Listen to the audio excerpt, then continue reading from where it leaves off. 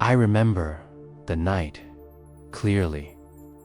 The rain was relentless, drumming against my window like 1,000 tiny hammers, each strike echoing the chaos inside my mind. I had tried everything: meditation apps, journaling, even long walks through the empty street, but nothing seemed to quiet the constant storm of fear, regret, and self-doubt. Every morning, I woke up feeling bruised by invisible battles, weighed down by memories I couldn't change, and worries I couldn't escape. That night, I felt a strange pull to the attic, as if something in the shadows knew exactly what I needed. I hesitated, but curiosity outweighed my exhaustion. There, covered in dust and cobwebs, I found a small wooden box. Inside was a delicate scroll, its edges worn by time. As I unrolled it, the characters shimmered almost magically, inviting me in. It wasn't just words, it was a whisper, a promise. Learn to stand unshakable. Nothing can hurt you hereafter. At first, I laughed, because I had heard those words 1,000 times from self-help books, motivational speeches, even strangers on the street. But something in the calm rhythm of the writing pulled me deeper. It felt alive, almost breathing with the weight of ancient wisdom. That night marked the beginning of a journey I never expected, a journey not to escape the world's pain, but to face it head-on and discover a strength I didn't know I had. I didn't know it then, but these teachings would slowly unravel the chaos in my mind. Like threads of sunlight piercing through storm clouds, I would learn that fear, anger, and heartbreak weren't enemies to fight against, but mirrors reflecting my inner state. And in those reflections, I would find the seeds of a life that no storm, no loss, no criticism could ever shake. That night, I took the first step toward becoming unshakable, and the world, as I knew it, began to shift. For years, I had been living on autopilot, caught in a loop of fear and self-doubt. Every interaction, every choice seemed to reinforce the same pattern: worry, guilt, regret. At work, I avoided confrontation, fearing that even the smallest criticism would shatter me. In friendships, I overextended myself, hoping to be liked, yet always feeling invisible. At night, my mind replayed every misstep, every harsh word I had spoken or received.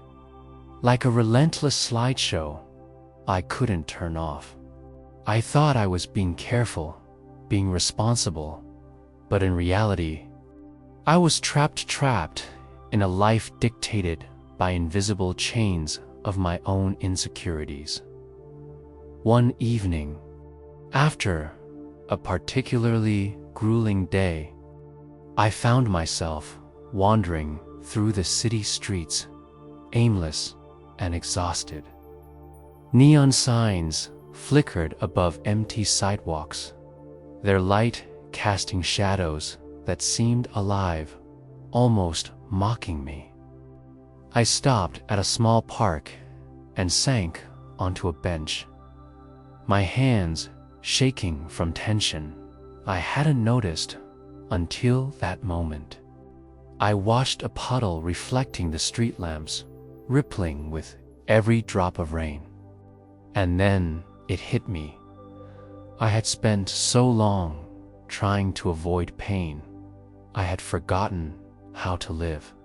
I had built walls so high around my heart that even joy struggled to reach me.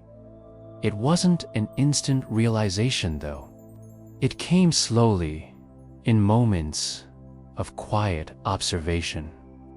I began noticing how people around me carried burdens, too.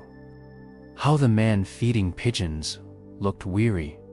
How the woman under the umbrella seemed tense, yet resolute. I realized I wasn't alone in this struggle.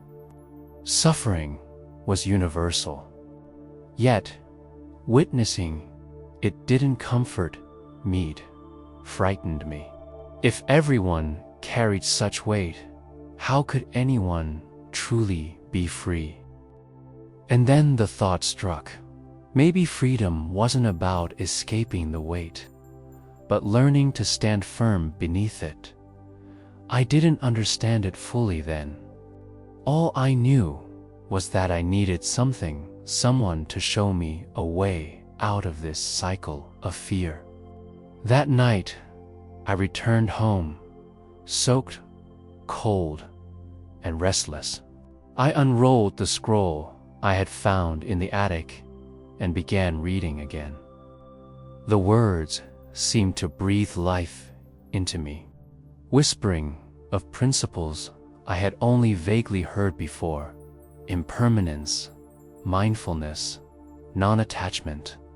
At first, I struggled to grasp their meaning. How could letting go of control, letting go of expectation, help me face the chaos of life? But something inside stirred, a small spark of curiosity and hope. The following days became an experiment. I started small, pausing before reacting, noticing my breath when anger rose, observing my thoughts without judgment. The first time I did this, I was terrified. My mind screamed, urging me to fight, to resist, to cling. But I stayed with it, and for a fleeting moment, the storm quieted. It was like touching still water for the first time in a raging river. The next day, I tried again and again. Slowly, I noticed subtle changes. I didn't feel as fragile when someone criticized me. I could sit with discomfort without immediately running away. I could witness sadness without letting it consume me. Yet, transformation wasn't linear.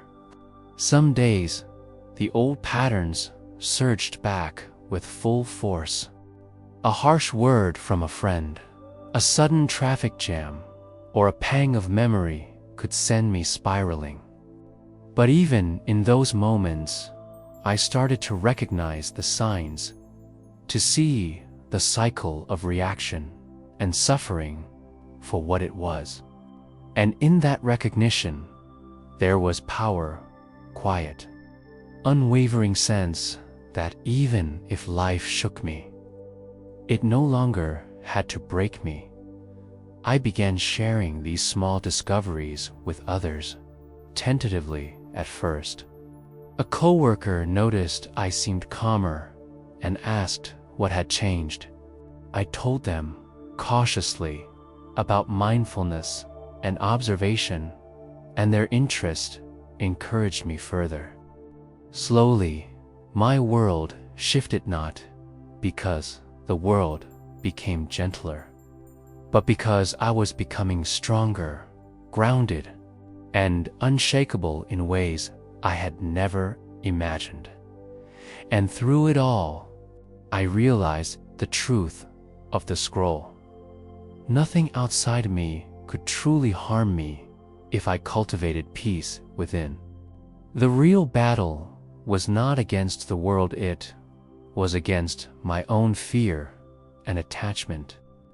Once I understood that, the journey of transformation, however slow and imperfect, began to feel inevitable, beautiful, and deeply personal. As I continued my journey, the scroll became my companion. Not just words on paper, but living instructions for a life I had only vaguely imagined. The first principle I encountered was impermanence. I had always feared lost relationships ending, opportunities slipping, moments fading into memory, but impermanence reframed everything. I realized that nothing, not even pain, lasts forever. Just as storm clouds pass to reveal the sun, suffering, too, is temporary. I began to watch my emotions as if from a distance, noticing their rise and fall. When anger flared, I whispered to myself, "This is fleeting. It will pass." And for the first time, I felt a sense of relief, a small but undeniable freedom from the grip of my own mind. The second principle was mindfulness.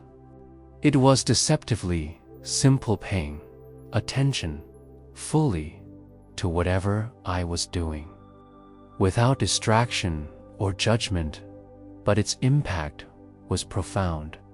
Eating a meal, I tasted every flavor. Walking, I felt the ground beneath my feet and the rhythm of my breath. Even conversations became richer because I truly listened instead of rehearsing responses in my head. Mindfulness didn't erase challenges, but it allowed me to meet them clearly, without the fog of panic or regret. I began to notice patterns I had never seen before, the triggers that sent me spiraling, the subtle ways my mind clung to old pain, and that awareness itself was liberating. Attachment was harder to grasp. I had spent my life clinging to things, people, success, comfort, even ideas of who I should be.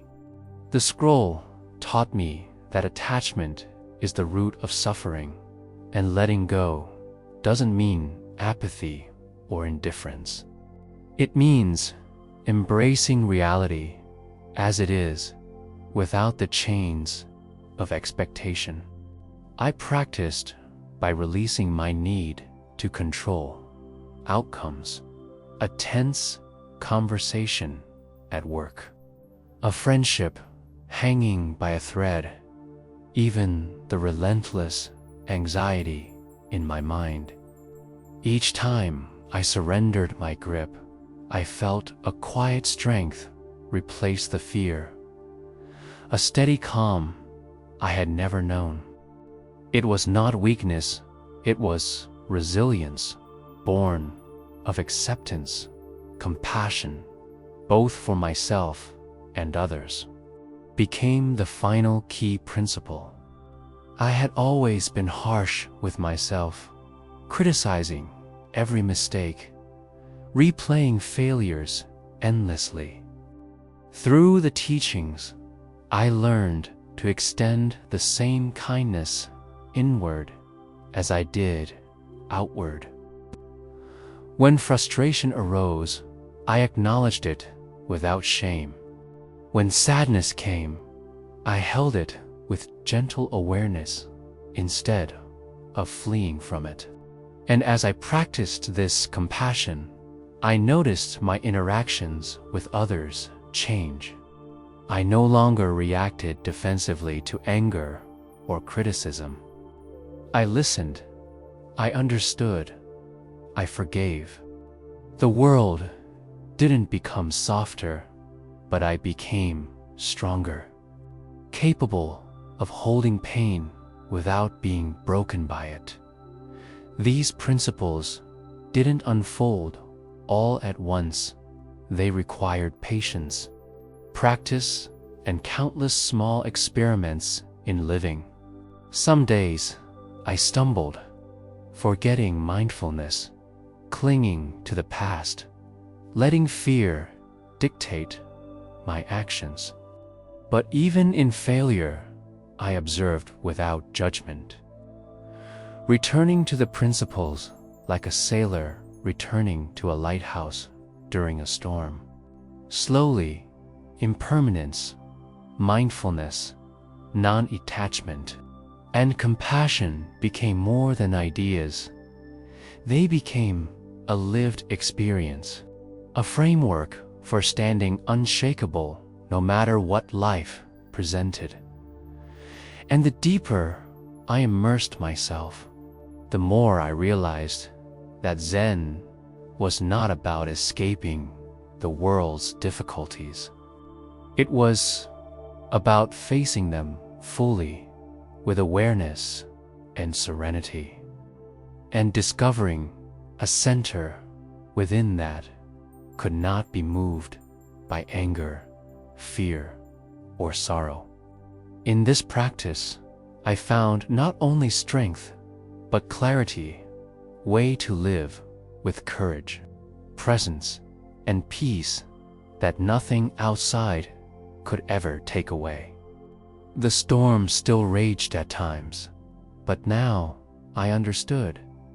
Storms do not destroy the tree that is rooted deep in the earth. And I had begun to root myself in this unshakable truth. Applying these teachings to daily life was both humbling and transformative. At first, it felt awkward, almost like learning to walk again. I couldn't simply read the scroll and expect miracles. I had to live it, moment by moment. The first test came at work, during a meeting where tensions flared. Normally, I would have panicked, heart racing, imagining the worst, feeling my chest tighten with anxiety. But this time, I noticed the sensation without judgment. I focused on my breath, grounding myself in the present, reminding myself that the moment was fleeting, that my reactions didn't have to control me. For the first time, I responded calmly, thoughtfully, and the meeting ended without the usual chaos. It was a small victory, but it felt monumental. I began practicing mindfulness in the smallest of moments. Making tea became a ritual, not a rushed necessity. I noticed the aroma, the warmth of the cup in my hands, the subtle steam rising like a quiet meditation. Walking to the store, I observed the rhythm of my steps, the distant chatter, the shifting clouds above. These ordinary moments, once overlooked, became anchors, small reminders that peace is always available if I pay attention. Gradually, I realized that mindfulness wasn't separate from life. It was life, lived fully and consciously, free from the tyranny of past regrets or future anxieties. Non-attachment presented its own challenges. Old habits die hard, and I often caught myself gripping tightly to expectations of people, outcomes, even my own comfort. But with each conscious release, I felt an inner freedom expand. When a friend canceled plans, instead of disappointment spiraling into resentment, I simply acknowledged the feeling, let it pass, and moved on.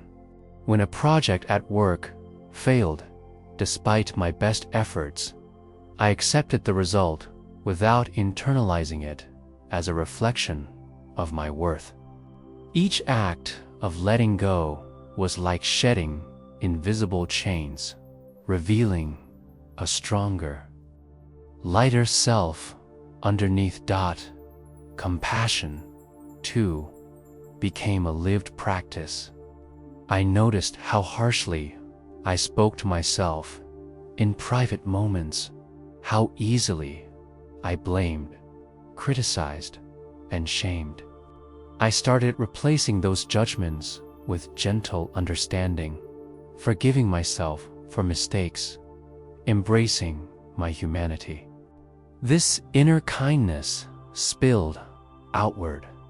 When a colleague snapped at me, I didn't react with defensiveness. When a stranger on the street seemed angry or fearful, I held space for their struggle instead of assuming hostility. I began to understand that everyone carries invisible burdens, and a calm, compassionate heart has the power to ease not only personal suffering, but also the subtle tensions of the world around it. Over time, the transformation became unmistakable. The storms of life still arrive: traffic jams, arguments, unexpected setbacks, but my inner state was no longer hostage to them. I discovered an unshakable core, a quiet confidence that I could endure anything with awareness and grace. Fear, anger, grief, and disappointment could rise like waves, but I had learned to surf them rather than be crushed. I could observe, accept, and move forward. The chaos outside no longer dictated my peace inside. Even more profoundly, I noticed a change in my perspective. Situations that once felt threatening became opportunities for growth. Challenges became mirrors reflecting my inner state, teaching patience, resilience, and clarity. Life didn't become easier, but I became stronger, more present, and deeply rooted in a sense of balance. I realized that the power to remain unshakable had always existed within me. The teachings of Zen merely helped me uncover it. Every day now feels like a conscious choice to meet the world with presence, to let go of what I cannot control, to embrace impermanence, and to cultivate compassion. I am not perfect, and I still stumble, but the difference is that I no longer fall helplessly. I rise with awareness, I breathe with clarity, and I face each moment with courage. The transformation is ongoing, subtle yet profound, and it has shown me a life where nothing, absolutely nothing, can truly hurt me if I remain grounded in these principles. Looking back, I realize that the storms I once feared were never truly my enemies. They were teachers, guiding me toward the strength that had always been inside me. By embracing impermanence, practicing mindfulness, letting go of attachment, and cultivating compassion, I discovered a peace that no circumstance could shake. Life still brings challenges, moments of doubt, and waves of sorrow, but now I meet them with clarity and calm, grounded in a presence that is unwavering. I want you to know that this unshakable Strength is not reserved for a few enlightened beings. It exists within you, waiting to be uncovered. Each breath, each mindful pause, each act of letting go is a step toward freedom. When you feel fear or pain rising, remember, it is temporary, and you have the power to observe it without surrendering to it. Even small, daily practices can transform your inner world, creating a sanctuary of calm amid life's chaos. If you take one thing from my journey, let it be this: nothing outside can truly harm you if you cultivate peace within. Start today with awareness, kindness, and patience. Notice your thoughts, embrace your emotions without judgment, and release the need to control what cannot be controlled. Life does not have to break. You can teach you, strengthen you, and reveal the resilient, unshakable core of your being. I invite you to carry this practice into your own life. Try it for a week, a day, even a single moment. Share your experiences, reflect on your growth, and keep returning to the present again and again. If this journey resonates with you, subscribe to the channel, join our community, and explore more teachings that guide you to inner strength, serenity, and freedom. Your unshakable life begins with a single conscious breath. Take it now and step into the peace that has always been yours.